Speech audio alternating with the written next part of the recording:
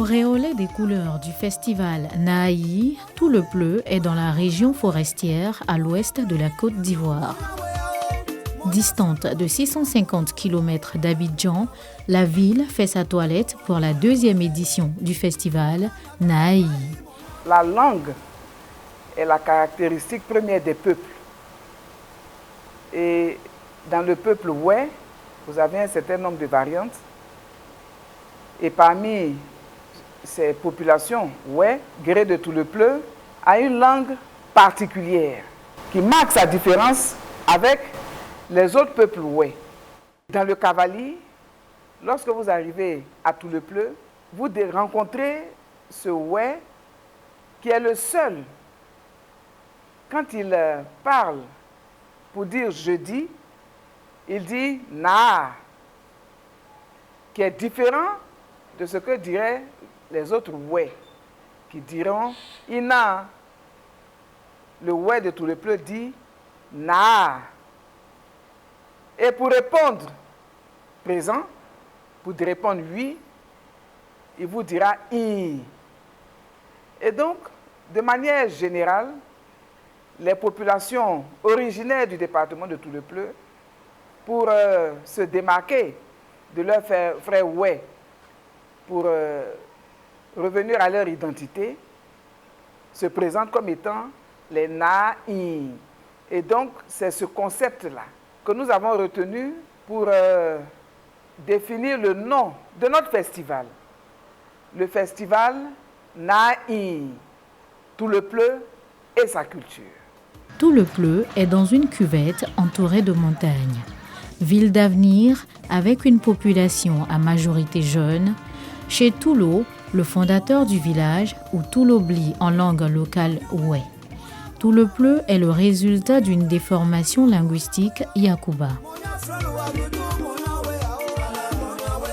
À l'extrême ouest, le département de Tout le Pleu est la porte d'entrée de la Côte d'Ivoire par le Libéria. Aux alentours de l'espace choisi pour le déroulement du festival, l'heure est au débroussaillement. Les coupes-coupes passent et repassent. Les femmes passent leur dernier coup de balai. Les dernières consignes sont données pour des décibels de qualité. Dans les salons de coiffure, on s'empresse de se faire belle afin de participer si possible à l'élection Miss Nahaï.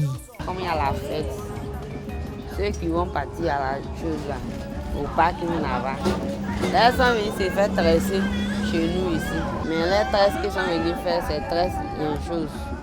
Grosse natte, avec les trucs qu'on met dessus, le pourri. On vient, on fait ça. Et puis on est dessus. Et c'est que tous les filles qui sont tressées là, elles sont la première. Empilés dans un camion de fortune, certains festivaliers des sous-préfectures environnantes rallient la place Alassane Ouattara de Tout le Pleu, lieu choisi pour abriter le village Nahaï. D'autres choisissent la marche. Ce festival bat le rappel de tous les fils et filles du département de Tout le Pleu. Jeunes, vieux, chefs des villages, des cantons, tous présents pour partager et vivre ce rendez-vous culturel haut en couleur. La deuxième édition du festival Nahaï fait une ouverture aux autres peuples de la Côte d'Ivoire. La culture n'a pas de frontières. La culture, c'est le creuset du brassage entre les peuples, entre les familles, entre les régions. Parce que la culture n'a pas de langage qui oriente ou désoriente les peuples. Au contraire, il a un langage inclusif. Que l'on comprenne le ouais ou non, le rythme que leur tam-tam voudra bien vibrer pourra attirer l'attention de celui qui l'écoute. Il y a de cela 5 ans que la dame Anne Oroto, notre ministre de la fonction publique actuelle, a été faite reine du Gbomi. À cette qualité, la reine du Gbomi étant fille du Cavali, ne pose pas d'acte aussi important sans inviter son peuple. Et donc c'est sur son invitation que le peuple de Bomi, à travers ses différents chefs, dont le chef de tribu, Nana Wakou Daniel, eh bien, n'ont pas hésité de venir lui prêter main forte quand il y avait la crise humaine entre les Baoulés et les Oué. Ce faisant, après qu'on ait réussi cette mission, Madame n'a fait que compter sur nous et toutes les occasions, surtout heureuses, elle nous invite à prendre notre part. Ainsi, les Baoulés de la tribu Bomi, à leur tête, le chef de tribu, font une entrée remarquable au village Naï. La délégation du peuple d'Ida de Yokoboué ne déroge pas à la règle. Avec une délégation significative, le peuple Kroumen d'Olodio répond à l'invitation fraternelle du peuple Oué. La présidente du festival, accompagnée de Madame Arlette Badou Nguesson Kwame, ministre de la Culture et de l'Industrie, des Arts et du Spectacle, sont les dernières pièces pour achever le puzzle. Festival Naï, véritable carrefour du donner et du recevoir, un rendez-vous de la diversité culturelle des peuples. Chaque peuple fait montre de son savoir-faire culturel.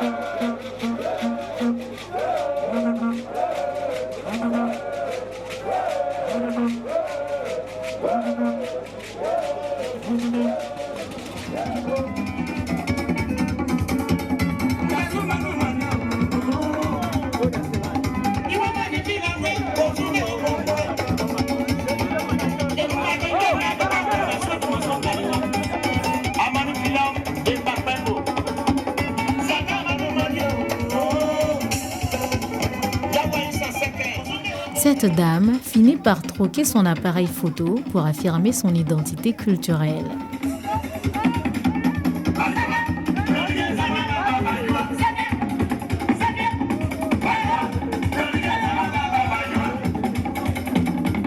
L'esthétique des œuvres d'art oué se distingue par leurs diverses formes et matériaux.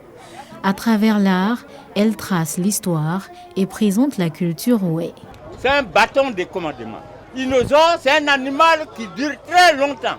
Et si tu en as ça, que tu as ça dans ta main, tu as une longue vitesse. Il y a dragon. Ce dragon, c'est ton protège. Il y a aussi un lion. Ce lion est quelle soit la valeur de notre animal dans la forêt, le lion est toujours roi. Toujours roi. Vous voyez cette poule, c'est notre maman. Madame la ministre, il y a, s'il vous plaît, ici, il y a 6 groupes. Voilà. Nidrou, Maison, tu le pleu, Nezobli et Tiobli. Tous ces poussins, 6 poussins qui sont en bas de cette poule, elles nous couvrent. Ces poussins sont les représentants de notre région ici, à tout le plus. Il y a des masques sacrés. Celui qui est derrière là-bas, là, c'est un masque sacré. Ça est dans un village, on ne dit pas le nom. Celui qui regarde ça aujourd'hui, il connaît. Ça là, c'est qui est au milieu, c'est un masque de jouets. Ça sort le matin, tout le monde sont dans la joie. Ça, c'est un masque pour uniquement danser. Et on dit, oh, ce masque a une belle figure. Une femme qui est en grossesse tout de suite, il dit, quand il va faire un enfant, il faut que la figure de mon enfant ressemble à cette masque. Dans une rivière, on fait barrage. Dans ce barrage, on fait planter ça. Et les poissons rentrent dedans et sans retour. Ça, c'est toujours sur le barrage. On appelle ça tout. Et ça, c'est cao en grès. Quand on veut faire la sauce en graines, nos parents n'avaient pas autre chose avant. On fait tisser ça et on met graines dedans. Et puis, ça descend. C'est pour tamiser avant. Je me suis mis en idée d'abord à prendre ce travail avec les Togolais et les Ghanéens. Après tout ça là, moi seul, ma personne, ça ne suffit pas dans la vie. Pour faire quelque chose, pour que ça soit réussi dans la vie, il faut s'associer avec les idées normales. C'est pourquoi j'ai fait le choix à ces enfants qui écoutent ma parole. D'abord, vous êtes assis sur une chaise qui définit la Côte d'Ivoire. Et la Côte d'Ivoire est un pays, on nous l'appelait avant, le Côte des dents. Ces Côtes des dents, ils ont vu que 4 dents. C'est l'éléphant. Donc, ces dents-là ont été modifiées par les Ivoires. C'est pourquoi on nous appelle aujourd'hui les Ivoiriens. Voilà cette chaise. Vous voyez, cette lance, sont des rois guerriers, naïfs, qui portaient ça avant. Ça, c'est planté devant les maisons. Je suis installé dans un fauteuil qui a été réalisé. C'est tout un salon d'ailleurs qui nous a été mis à disposition par le plus grand sculpteur que connaît le département de Tout-le-Pleu et qui a réalisé cela à partir donc du raffia. Et vous voyez qu'il est magnifique et je prends plaisir à être assise dans ce fauteuil magnifique. Et ce fauteuil peut être vendu, il a un coût. Et je suis sûr que les amoureux donc, de tout ce qui constitue les arts donc, de nos régions viendront à Tout-le-Pleu pour rechercher ce type de fauteuil-là, ce type de salon.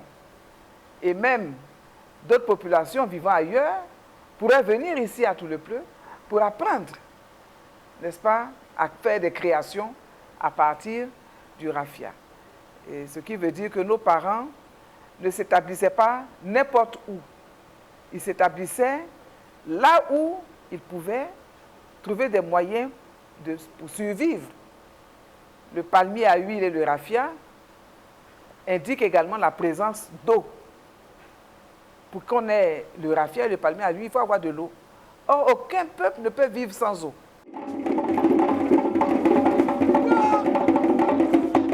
Les Mascaouais, tantôt chanteurs ou danseurs, tantôt guerriers, sont très appréciés dans l'art africain.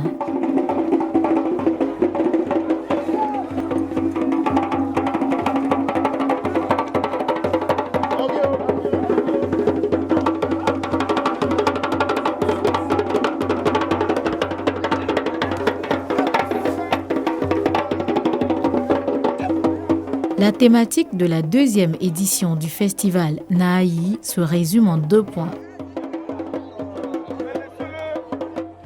Le palmier à huile et le raffia dans la vie sociale et économique du peuple Nahaï. Nous avons choisi ce thème qui nous ramène également au peuple Nahi de tout le Pleu. Selon les informations reçues par nos parents, le palmier et le raffia sont des éléments indispensables à l'identité du peuple Nahi. Lorsque un pays Nahi ou est de tout le Pleu, il est question de s'établir sur un site donné pour y créer un village, le raffia et le palmier sont des éléments à rechercher et à retrouver sur le site identifié. Et lorsque ces deux éléments sont présents sur le site identifié pour y établir un village, alors les populations de tout le Pleu qui veulent bâtir ce village-là s'installent parce qu'ils y ont trouvé le raffia, ils y ont trouvé donc le palmier à huile. C'est la raison pour laquelle, dans notre ambition de revenir à nos valeurs, de revenir aux sources, dans notre ambition de mieux connaître notre cadre de vie, notre histoire, de mieux connaître également les éléments constitutifs de notre société, nous avons jugé opportun, sur recommandation de nos chefs et du comité scientifique qui a travaillé donc, à l'élaboration des thèmes de référence de ce festival, dans sa deuxième édition, nous avons jugé utile donc, de revenir au palmier à huile, de revenir au raffia pour nous souvenir et pour voir comment nos parents ont vécu avec ces deux éléments constitutifs de leur environnement.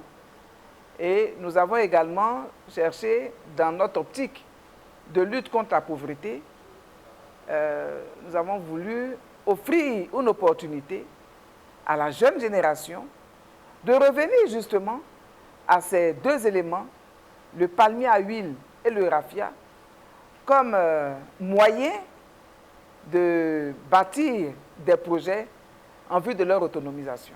Le raffia et le palmier à huile dans la vie sociale et économique du Nahi pratiquent résilience et cohésion sociale. Et vous savez que ces deux éléments de notre milieu naturel se fondent d'abord sur nos us et coutumes. Dans la création d'un village Nahi, ce sont ces deux éléments que nous regardons. Si ces deux éléments-là ne sont pas réunis, un village ne peut pas se créer. Si ces deux éléments ne font pas partie des critères, le village qui est créé sera appelé campement. Et les pratiques que nous en faisons, elles sont nombreuses, puisque les dérivés de ces deux choses, le palmier à huile et le raffia, impactent quotidiennement la vie du Nahi. Le palmier possède une richesse immense en nutriments. De la feuille à la graine, tout est utilisable et se transforme grâce à l'ingéniosité humaine. À partir du palmier à huile, nous avons vu également tout au long donc, de ce festival tous les dérivés, n'est-ce pas, de ce palmier à huile. Depuis la graine produite, depuis les palmes de ce palmier jusqu'aux racines, tout est exploité et de manière naturelle, avec le sel qui est fabriqué à partir du palmier à huile. On l'a vu avec l'huile, justement, de graines de ce palmier-là, qui est très nourrissant au plan cosmétique, pour la peau, pour les cheveux, et également au plan alimentaire. Donc, nous avons mis un accent sur la découverte de nos potentialités. Mais ce sont des potentialités naturelles. Le raffia est utilisé de différentes manières, dans la fabrication de cordages, d'objets décoratifs, de tissus, d'ameublement. Sa couleur naturelle lui donne un joli aspect rustique. Le raffia et le palmier sont des symboles de vie du peuple Nahi.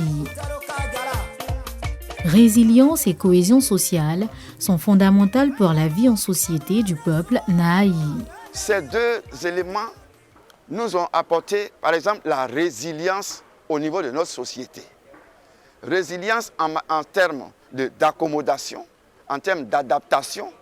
Quand il y a problème, quand il y a crise, c'est vers ces deux éléments de notre milieu naturel que nous tournons pour avoir des solutions, pour avancer. Il faut construire, on a besoin des palmiers. Il faut le raffia, vous voyez, on met ça sur les bras pour la démonstration du pardon. On sait pardonner. Et quand vous voyez quelqu'un qui est fâché contre vous ou vers qui vous allez, qui n'était pas content, quand il met sur le bras une ficelle de raffia, vous comprenez déjà qu'il est prêt à vous pardonner. Donc nous avons besoin de raffia pour faire la démonstration de notre pardon. Aussi, l'utilisation du raffia intervient dans le volet vestimentaire des masques, par exemple, l'apparat des masques. Vous savez, ici, c'est des régions où les masques s'expriment beaucoup. C'est partie de la culture. Et comment habiller le masque, il faut du raffia. Les rameaux de ce palmier, en pays oué, sont utilisés en signe de paix. Et cela est propre à tous les oués.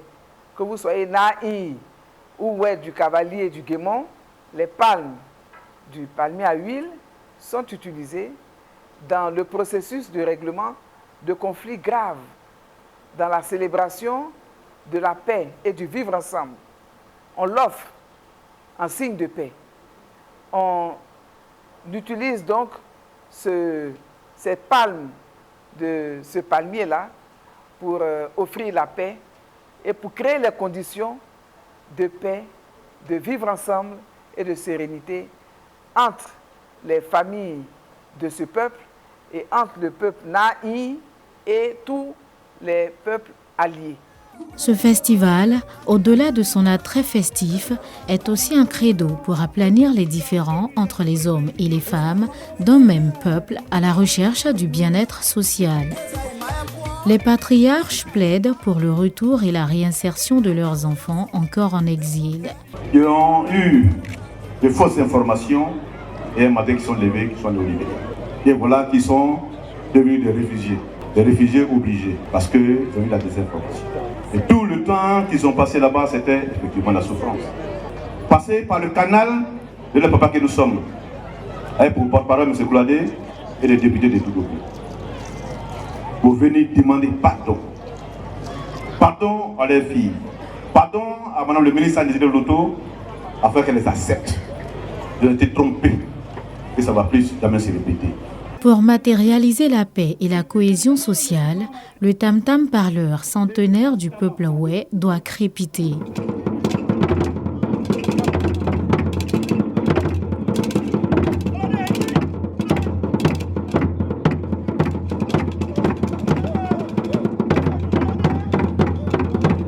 Quand on le fait résonner, c'est qu'il y a un événement majeur. Aujourd'hui, il crépite pour annoncer la paix dans la famille oué. C'est un tam-tam qui impose le silence avant de véhiculer son message.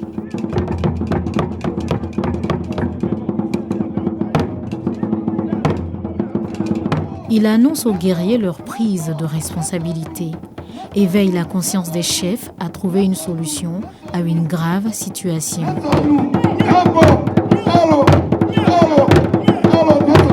Ici, il crépite. La solution est toute trouvée et elle est définitive. À travers tout le Pleu, toute la Côte d'Ivoire aspire à la paix. Chaque peuple a une bonne raison de faire retentir son tam-tam parleur. Celui de la tribu Gbomi est comme l'arc-en-ciel. Il se retrouve dans la région du Cavali, non seulement pour honorer son chef de tribu, mais aussi pour être reconnaissant à sa reine Bomi, même le tam-tam qui berçait la reine des Baoulés à Blapokou et de l'expédition. Chez nous, dans le peuple Bomi, quand vous voyez l'arc-en-ciel apparaître dans le ciel, ça annonce une pluie. Alors le tam-tam parleur ne sort pas à n'importe quelle occasion. C'est à des grandes cérémonies. Quand le roi doit assister à une cérémonie, C'est là que le tam-tam parleur fait son apparition. Depuis 3 ans, nous avons reçu la visite de Madame le ministre Anne Désiré Oloto dans le peuple Bomi. Alors à cette occasion, nous l'avons intronisée comme reine et depuis lors, nous avons tissé des liens très très fraternels. Et il faut dire que depuis ce temps, à chaque occasion, à chaque manifestation, surtout que le peuple Bomi a créé un festival qui est nommé le Festival du Pagne traditionnel. Et nous l'avons sollicité pour parrainer cette manifestation. Alors, vu les liens très très fraternels que nous avons tissés avec elle, on vient quand même nous rendre la monnaie. C'est pourquoi le peuple Bomi s'est déplacé avec à sa tête les chefs et le chef de tribu de la tribu Bomi. Pour ce cas précis de notre tam-tam parleur du peuple Bomi qui se trouve aujourd'hui à Toulepleu, c'est bien sûr avec le consentement du chef canton d'ici. Nous venons pour les appuyer. Nous venons en complément d'actions culturelles. C'est comme la danse Goli qui est venue. On me demandera pourquoi la danse Baoulé au pays Oué. Non, ce n'est pas le pluriel des activités qui va déranger le contenu de la prestation voulue par le peuple Oué.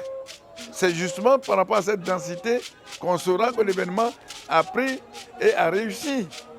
C'est la Côte d'Ivoire entière que l'on souhaiterait voir ici.